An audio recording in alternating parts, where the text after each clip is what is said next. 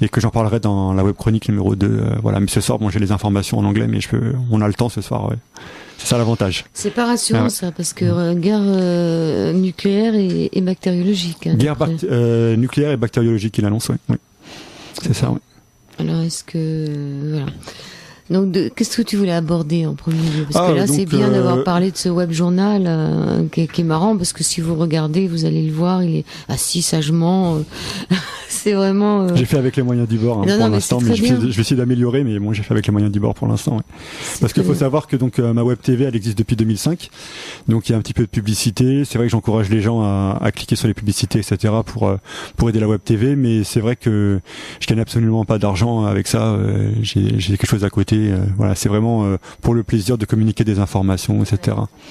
Voilà.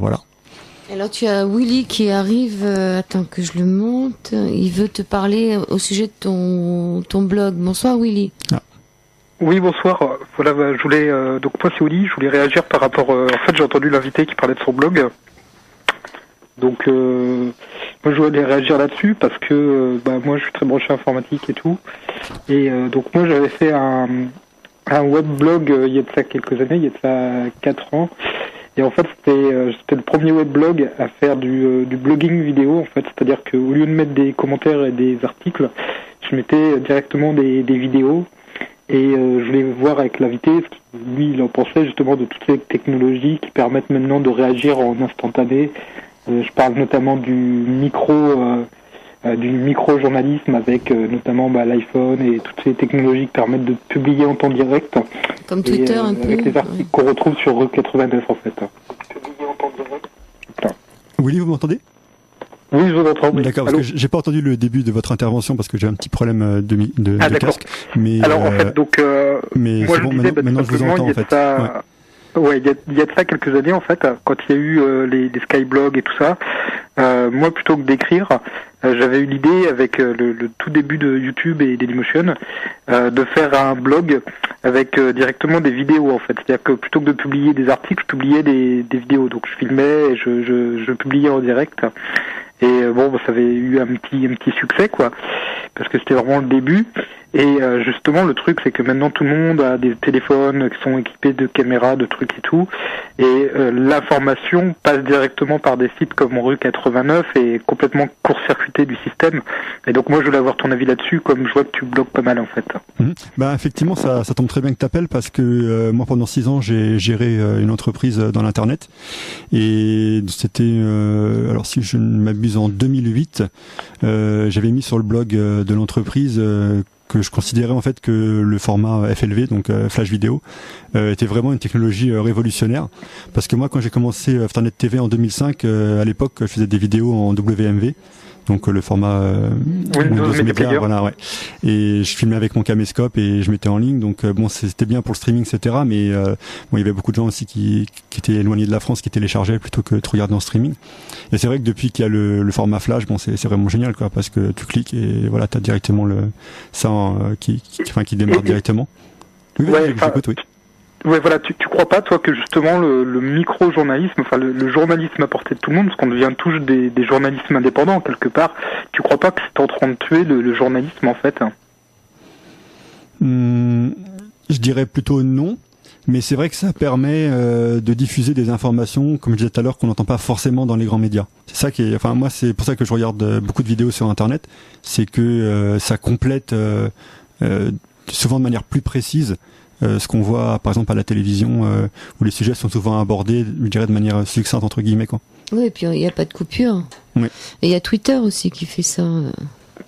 Il y a Twitter, il y a Facebook, il y a des sites comme Rue 89, mais le problème du micro-journalisme, si tu veux, c'est que donc moi par exemple je vais publier demain une vidéo ou quelque chose sans être forcément sûr de l'information, et derrière tu vas avoir des sites comme Morandini ou choses comme ça qui vont absolument pas enquêter dessus et qui vont publier l'information telle quelle et se faire leur propre opinion en fait. Et ça c'est ça qui pour moi est en train de tuer quelque part le journalisme en fait. C'est-à-dire que nous on pourrait apporter une information complémentaire, mais sauf que derrière si les journalistes ne font pas leur boulot de journaliste, quelque part ça tue la profession en fait. Oui. Moi je vois ça plutôt comme un complément. Tu vois, c'est pour moi il y a l'information, je dirais, officielle des grands médias. Et puis il y a les petites vidéos que tout le monde fait sur Internet qui complètent l'information, où ça permet justement de voir des choses qu'on voit pas dans les grands médias. Ben regarde, sur 20 minutes, sur Le Parisien, je crois, sur tous les grands journaux, ils proposent à tous leurs lecteurs de devenir des journalistes en puissance. C'est-à-dire que ça leur permet aussi comme ça de pas payer de journalistes et d'avoir des informateurs un peu partout avec des yeux. C'est vrai que bon, si t'as quelque chose qui se passe devant toi, le journaliste sera peut-être pas là pour le voir, tandis que toi, si t'es là pour prendre avec ton téléphone portable quelque chose, ça fait aussi que ça ouvre pour tout, quoi. Oui, moi je pense effectivement que c'est l'avantage de pouvoir publier aujourd'hui facilement des vidéos sur Internet, soit avec un caméscope, soit avec un téléphone portable. C'est que ça permet aux gens qui ont Internet et qui regardent ces vidéos d'avoir vraiment une autre vue de manière, je dirais, plus précise sur la réalité des choses, quoi.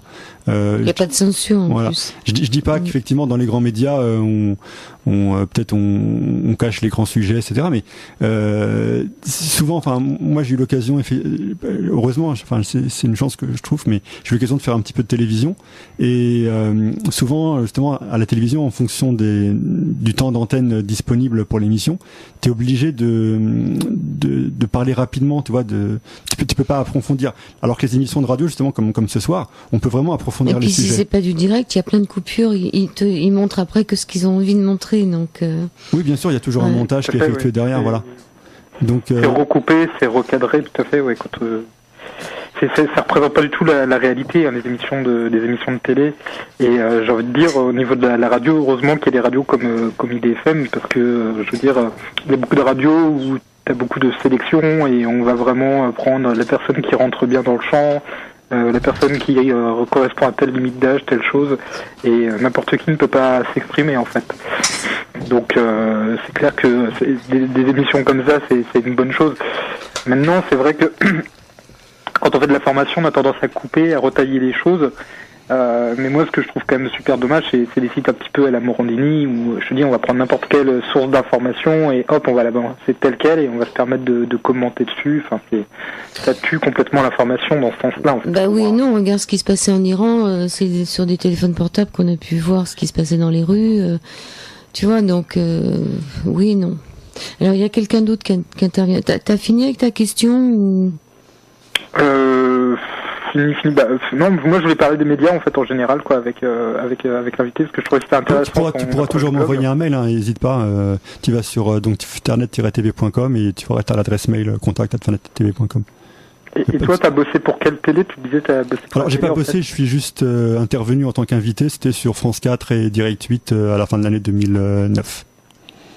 Au tout début de Direct 8 ou quand ça avait déjà été commencé à... Non, quand je suis passé sur Direct 8, c'était le 13 novembre 2009. Parce que moi j'ai connu le lancement de Direct 8 en fait, et c'est vrai que ça a vachement changé hein, comme Direct 8 hein, maintenant avec Morandini et tout, quoi, c'est... Oui, en fait, ce qui est intéressant, c'est que tu sais, dans l'immeuble Bolloré, t'as encore en haut au niveau du plafond, t'as encore les rails pour les caméras, parce qu'effectivement à la base, je crois qu'ils voulaient faire vraiment que du direct, mais bon, avec l'évolution des choses, ils sont obligés de faire des émissions enregistrées ou pas, enfin pas toujours en direct. Et t'as encore les rails pour les caméras qui devaient suivre les gens en permanence. Mais bon, pour moi, c'est simplement, je pense, une évolution. Et puis bon, comme tout média privé, ils ont aussi des obligations, je pense, financières, tout ça. Donc voilà, c'est une évolution. Moi, j'ai regardé le lancement de Direct 8, tu vois, et même j'ai suivi pas mal la première année. Et en fait, la plupart du temps, il n'y avait pas de pub et tout, donc tu les voyais entre deux émissions, tu voyais les journalistes glander dans les bureaux, faire des trucs et tout. Je sais pas si tu te souviens de ça. Oui, c'était au tout début quand j'avais la TNT, je regardais. Je me rappelle de ça, t'avais la musique, là, et c'était des journalistes qui glandaient dans les bureaux, quoi. Oui, parce que je pense que le concept de base de Direct 8, c'était vraiment de faire du direct, hein, comme son nom l'indique. Mais bon, je pense que comme toute entreprise, ils doivent avoir des obligations financières, etc. Devenir rentable. C'est une grosse machine maintenant en Direct 8. Hein, oui, ça devient de plus en plus gros, bien sûr. Ouais. En plus, l'émission de Morandini marche très très bien, donc je pense que ça va grossir. Ouais. C'est clair. Ok, très bien. Eh ben, merci. À bientôt. Merci à toi. Merci. Au revoir. Au revoir. Alors Richard, est-ce que tu es toujours là? Oui, toujours là. Voilà. Bonsoir Richard. Bonsoir tout le monde. Alors moi c'est différent parce que j'avais plusieurs concepts de sites internet que j'ai voulu mettre en application, mais j'ai toujours été censuré, quoi.